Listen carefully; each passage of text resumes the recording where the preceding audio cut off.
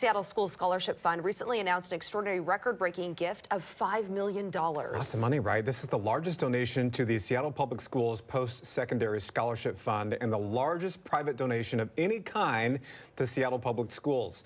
And joining us this morning to talk about the impact of this great gift is the chair of the Seattle Schools Scholarship Fund, Michael DeBell. Michael, nice to have you with us this morning from the Arc Lounge. Thank you. It's a pleasure to be here. Great to have you here this morning. So where did this amazing donation come from? C. David Hughbanks was a real pillar of the Seattle community. He had a very long and distinguished career of service.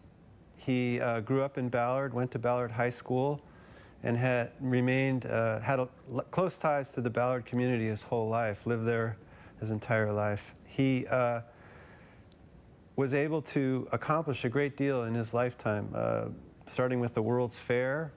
As a young man, he became part of that organization and then moved through a whole series, helped to start the Bumbershoot Festival, the Northwest Folklife Festival, was the head of Poncho for a number of years, so really did a lot for the city of Seattle. And he had no heirs, and so he took a look at what he wanted to do with his estate and decided that creating more opportunity for young people in his city was going to be his choice. And he knew a little bit about our fund, the Seattle Scholarship Fund. We've been around for 50 years. This is our 50th year, and been able to help a lot of young people over the years. And so yeah, he reached out and decided to help both Ballard High School, which is his alma mater, and then also the Seattle School Scholarship Fund. Yeah, tell us about the Scholarship Fund. What kind of impact does a donation like this, it's so big, have on students? Well, we are unique in three ways, Seattle Scholarship Fund. First, we are completely free of any administrative costs. So every dollar that we receive goes directly into scholarships. We're an all-volunteer organization, and the Seattle Public Schools supplies the accounting, the legal, the sort of services that any foundation or group like us would need. Second, we uniquely don't have an application process. The high school counselors in each of our 17 high schools pick young people that show a lot of promise. And third, they base it not just on academics. There is a minimum academic accomplishment, which is that you're going to graduate and you have above a C average, but what they really focus on is resilience.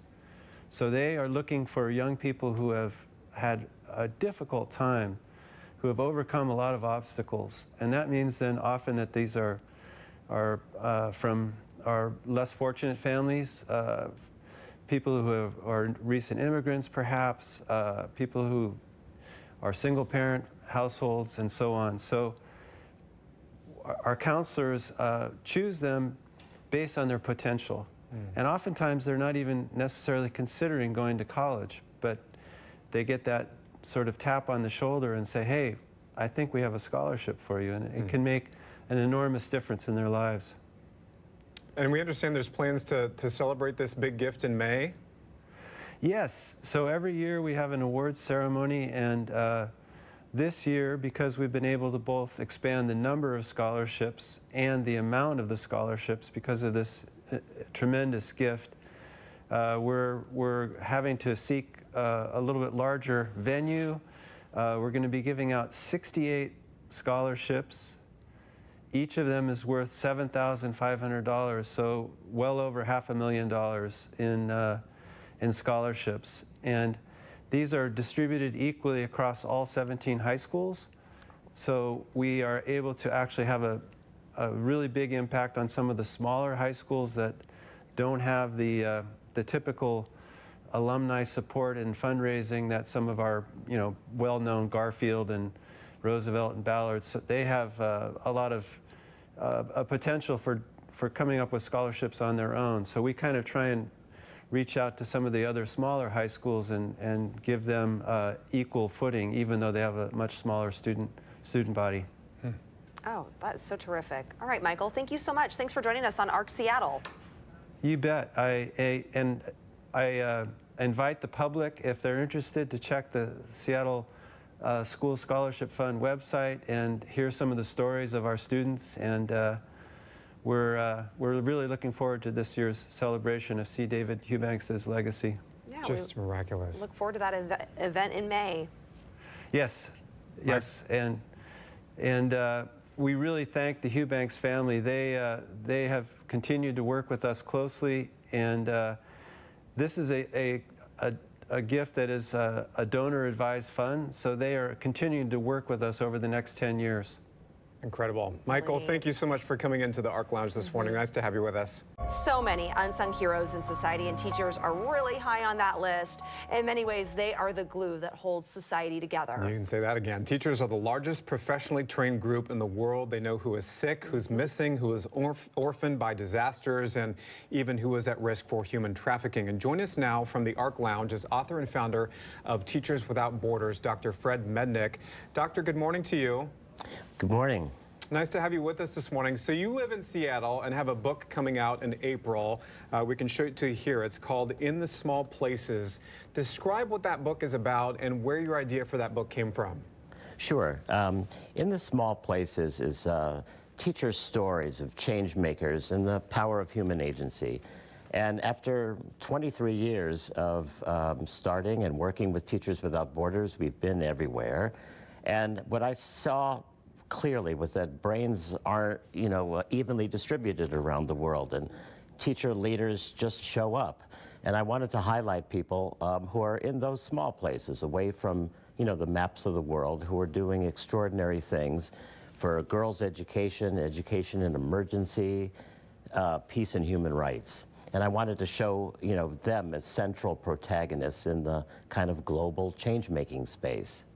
Tell us a little more about the title of the book, In Small Sure. Places. What is the story behind that title? Sure. I chose the title based upon having read what Eleanor Roosevelt had said 10 years after the Declaration of Human Rights, the United Nations Declaration of Human Rights. And she wrote something like this. She says, well, where do human rights come from and where do they live? In the small places. And if there's nothing happening there in those small places, then it can't happen in the larger world. And I wanted to write stories about those change makers in small places rather than, the big players out there. And they range from teachers working in villages in very poor areas, to people who are in places of power, but mostly focusing on the grassroots rank and file teacher. We know that you're the founder of Teachers Without Borders. Describe what that organization is and maybe some examples where that group has affected some really big change. Sure. Teachers Without Borders, I founded it in 2000 in order to connect teachers to information and each other in order to close the education divide. You mentioned about being the largest professionally trained group in the world. But there were very few networks of teachers. And so I wanted to focus on the power of a teacher as a change agent in their local community. And so over the years, I've met extraordinary people working in, one I just had a conversation with before coming in, a guy named Raphael Oko in Nigeria who worked on literacy programs and disabled programs. And, Teachers Without Borders is based upon people taking responsibility in their own communities, teacher leaders, rather than us descending upon, various countries and trying to make change from without. It's very grassroots and bottom up, and it's been that way for all these years. Dr. Mednick, how can a teacher get involved with Teachers Without Borders? Well, they can sign up at the teacherswithoutborders.org site or through, inthesmallplaces.com, and then they're connected to a community, and we personally connect people together. Then they, talk about what they're interested in. They find like-minded folks, and then they start to adopt or adapt any of our programs. Everything is free, all courses, all resources, so there are no barriers between them and social change. Doctor, it's a pleasure to have you from the ARC Lounge this morning. Thanks very much for your time. Thank you. Nice to meet you. And I love, since we're showing the book here, you know, in the small places, I love what one of the quotes is on the very back, which reads, "Teachers are change makers in everyone's backyard. Brava." Oh, I love that. You can see that as we flip it over here. I There's mean, the we have quote our on own the top. experiences with teachers, but I just think about my kiddos who they spend so much time with Yeah. their teachers now. Right. For so many years of their life, it, you know, was me and my husband and then their daycare. And then, but now so much of their waking hours of the day are in school with their teachers. What an impact that individual alone has on huge. their life and It has is had on our absolutely life huge. as we've gone through our own education. Yeah, and we just have to say thank you to all of you teachers who might be watching this morning. You have the smallest impact sometimes and you have the biggest impact sometimes. And it's hard work. It's hard work. Hard work, Yeah. but a truly difference in a lot of people's lives. We applaud you.